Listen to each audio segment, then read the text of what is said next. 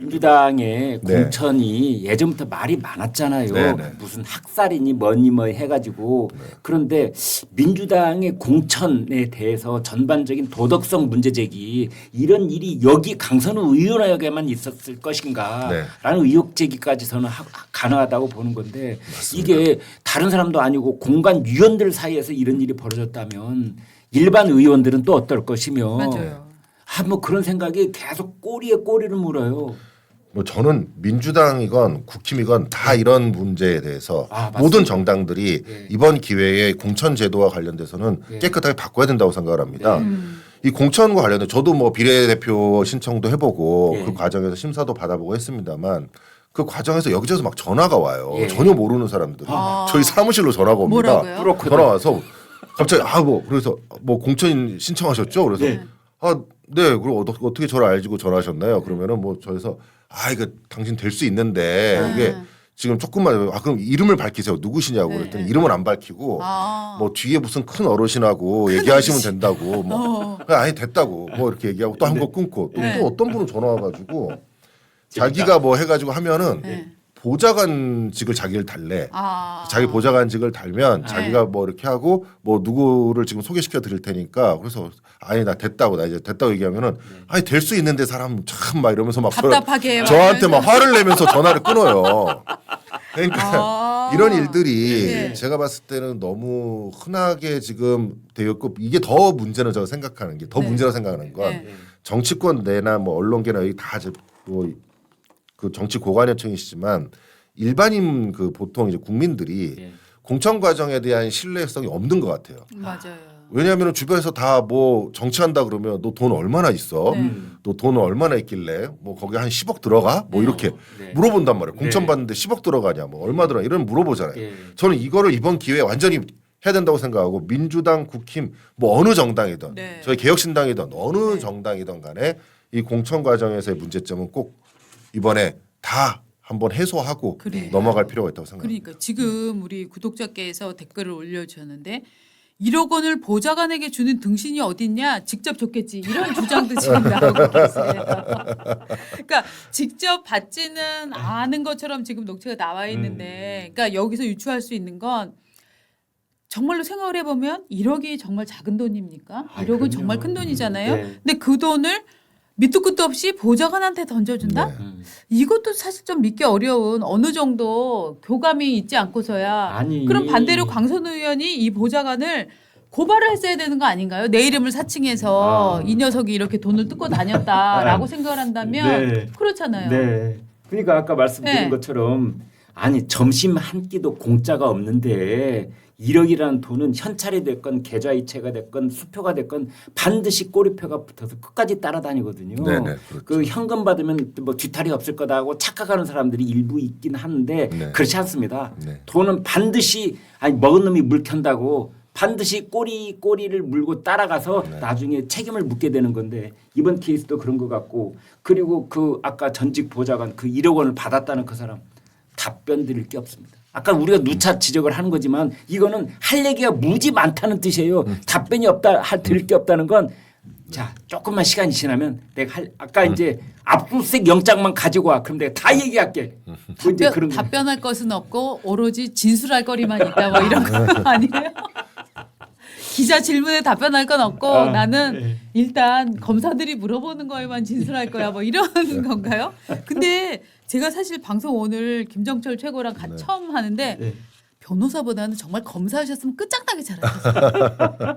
원래 제가 검사를 꿈꾸면서 형사법을 전공했는데 그러다가 이제 막상 검사를 하려고 검사 시보를 하다 보니까 검사 시보는 너무 상대방을 의심하고 봐야 돼요. 그래서 저는 그쪽이 안 맞는 것 같다 그래서 의심 잘하실 것 같은데. 무지 상큼하십니다.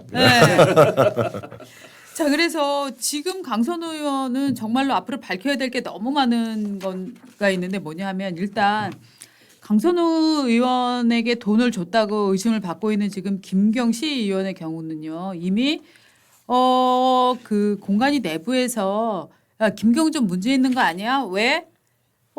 김경 너무 주택이 많아. 다주택 논란이 있었다는 거예요. 저분인데요. 1965년생으로 나옵니다. 그러니까 과거 젊은 시절 사진이 굉장히 아름다우시네요.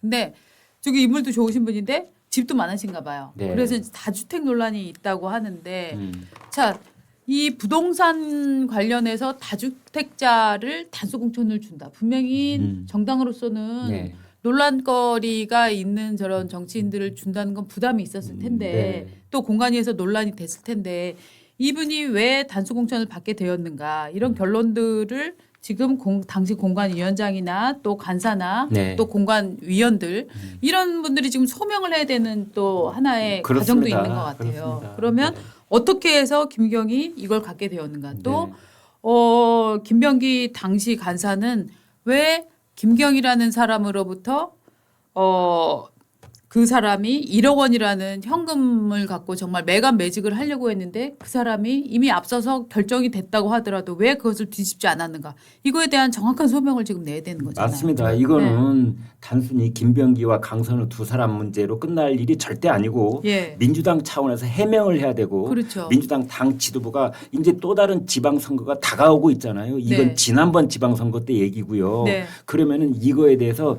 민주당 차원에서 사과하고 네. 재발 방지를 약속하고 네. 분명히 어떤 그런 그리고 아까 말씀 주신 것처럼 이제 공천 관리에 대한 겉으로는 그렇게 깨끗한 척했는데 이번 일을 드러남으로 인해서 그동안 양보 뭐 좌우할 것 없이 우리나라 양당의 공천 관리가 그 실태가 어땠는지를 여실하게 드러낸 것이기 때문에 네. 여기에 대해서 엄중한 좀 그 얘기가 있어야 되지 않을까 싶습니다. 네. 그리고 근데 당시 공관위원장이 누군지 제가 지금 찾고 있는데 공관위원장은 몰랐을까요?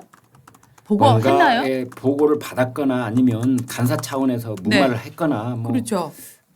무마했어도 문제고 그때 이명백 고대 정신과 교수였네요. 네. 자 그러면 어떻게 되냐면은 사실은 이명백 그 고대 교수의 경우에는 사실은 이게 아주 실권형 공관위원장이었다라고 보기는 어려운 거잖아요. 그렇죠. 그리고 정치적인 그 네. 실무에 네. 실핏줄까지 다 쫓아다니면서 뭘 관리하고 책임 그쵸. 지휘하고 이런 스타일은 아니었잖아요. 그러면은 결국은 정치적으로 누구를 주고 어느 세력을 키우고 뭐 이런 거를 결정하는 거는 김병기 간사였다라고 볼 수밖에 없네요. 저도 그렇게 생각을 합니다. 네. 그런데 이제 어쨌든 이 공관위에서 여러 가지 네. 논의가 저도 뭐 외부 자문위원으로 공관위원 여러 번 해봤습니다만 예. 이 공관위원을 할 때 그 안에서 이루어지는 행위들이 어쨌든 녹취가 남아 있어야 되는데 네. 이게 이제 사실은 그 거기에는 당직자들이 보통 녹음을 하거든요. 네. 저는 옛날에 이제 민주당 여기 서울시당 공천심사 재심위원을 한번 한 적이 있었어요. 네. 예. 그러다가 제가 그때 거기에서 또 너무 아니 이 사람은 부적격자인데 자꾸 다른 공관위원들이나 이렇게 자꾸 살리려고 해가지고 예. 제가 그 전과나 거기 판결문을 보고 이 사람은 절대 안 된다라고 제 의견을 밝히고 그래서 제가 녹음을 안 하길래 무조건 녹음을 해라 이 공관위원들 전부 녹음을 하고 기록을 남겨라 이렇게 얘기를 했거든요. 근데 지금 여기는 기록이 있을지 모르겠습니다만 어쨌든 이때 공천심사 과정에 대해서 압수수색이 반드시 이루어져야 됩니다. 네. 그러면 여기에 서울시당을 압수수색을 하면 거기에 공천심사와 관련된 여러 가지 회의록들이 있을 거 네. 아니겠습니까? 네. 그리고 아마 직원들이 녹취한 것들이 있을 수 있습니다. 네. 그걸 빨리 확보를 해서 어떻게 이 김경시 의원이 논란이 다른 의원들이 얘기를 했고 그 논란에도 불구하고 어떻게 단수 공천이 됐느냐. 보통 이런 굉장히 당선이 유력한 지역은 무조건 대부분 경선에 붙이지 않습니까? 워낙 지원자들이 많다 보니까. 그런데 단수가 됐다는 건 굉장히 뭔가 특별한 이유가 있지 않고서는 할 수가 없습니다. 그리고 단수 공천이나 또는 전략 공천 같은 경우에는 민주당도 거기 당원 당규에 단수 공천과 전략 공천을 할 수 있는 이유와 근거가 있어요. 네. 그 근거에 해당되는지를 확인해 보면 금방 드러나게 될 것이고요. 그런 상태에서 정당한 근거가 없이 공천이 됐다는 것이 확인이 되는 그 순간 이 뇌물의 가능성은 훨씬 높아지게 될 겁니다. 네. 집이 많으면 단수 받을 수 있나요? 거의 없다고 봐야죠. 그 당시 굉장히 민감한 시절이었으니까 저희 부동산 관련돼서 쓸데없는 얘기 해봤습니다. 지금이 12월인데 제가 조선일보 입사를 1985년 4월에 했습니다. 그러니까 근무 기간을 따지니까 40년 하고 약 6개월쯤 제가 조선일보에서 근무를 했습니다.